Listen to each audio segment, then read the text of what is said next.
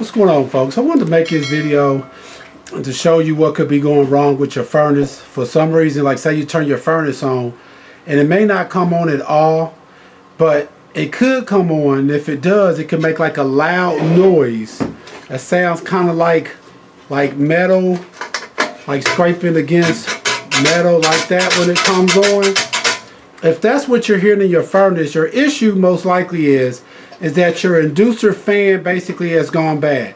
This right here pretty much is what comes on first when you turn your furnace on, and what this does is it removes any type of combustible gases that could be left inside of your furnace that could lead to a fire or something like that. So you turn your furnace on, the first thing that comes on is your inducer motor, is what this is right here. This is a common part of your furnace that may go bad while your furnace is not working. There's several different things that can go bad on this inducer fan right here, which is, for one thing, you can have the motor itself, which is right here, that can go out on it. So if that happens, it won't work at all. You'll turn your furnace on, you hear absolutely nothing. And the next thing that can happen on these is what happened on this one is the fan itself that's inside of it can become messed up. There's supposed, you can see these teeth that's all inside of here. And as I spin it, you can see that there's no teeth in this part right here. Basically, it all got broken out.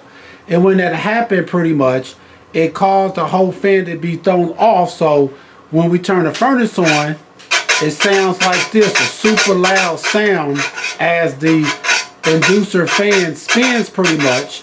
It makes a super loud sound like that.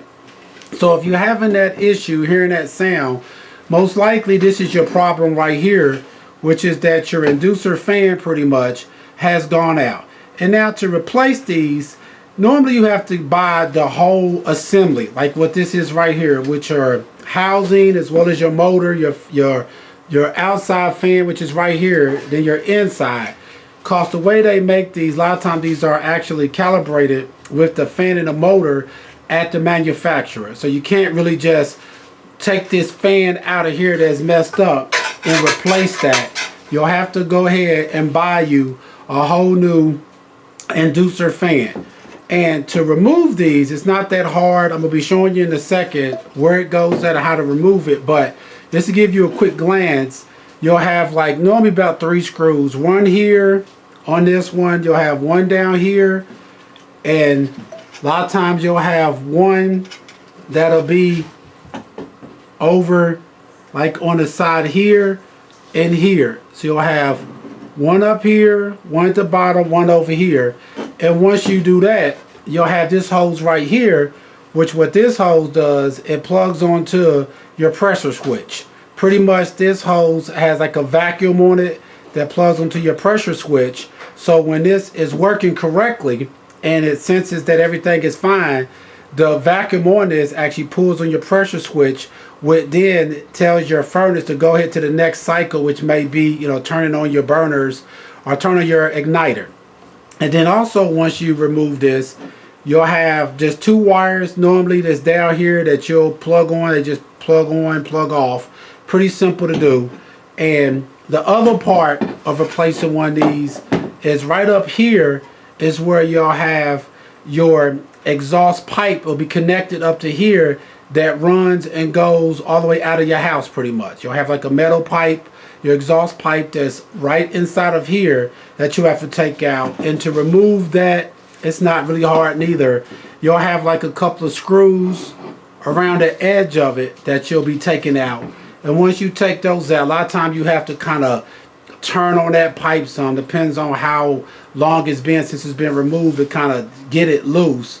And once you do that, you can pull that out. And like I said, once you've done all that, you should be able to pretty simply take this inducer fan off pretty much. It's not really hard to do. All right, people, before I put this one in, I want to show you all the difference between the two of them. If you can see inside of here, get a look inside of there. If you can see like the teeth inside of this one that are broke off.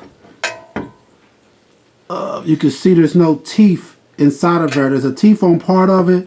Then there's a big gap right there where basically there's no teeth at all. And here's the new one, how it should look. If you look inside of her, you can see how it has teeth all the way around it. That's the way that it should look. Like I said, this one right here, the teeth broke off of it. So therefore, it was rubbing all up against this side piece, making a super loud noise. So we had to turn the furnace off and remove this one. And we actually got our replacement right here that we're going to be sticking in there now. I'm going to show you how I get it in a second. All right, folks. So now we're basically down at the furnace, about to reinstall. If you can see right here where this spots right here, this is pretty much where the inducer fan goes at. You just have a couple screw holes pretty much, one right here, one up here, one over here that you got to put it back in. And then once you do that, you have two wires right here which powers your inducer fan that you basically plug into the bottom of it. And then over here is your pressure switch that you plug that little hose into right there. Then once you do that, you just got to come up here to your exhaust pipe pretty much, and you want to plug that onto the top of your inducer fan and put the screws back in right here, and pretty much you'll be done. I'm about to get it together now, and I'm going to show you what I did. All right, folks, now that we have the inducer motor back on, I can show you exactly what I did. We have a screw that we put all the way up top there. You have one there, you have one over at the side over here, and you have one all the way down at the bottom. Maybe kind of hard to see, just a screw down there. And once you take those three off, that's how you would remove this.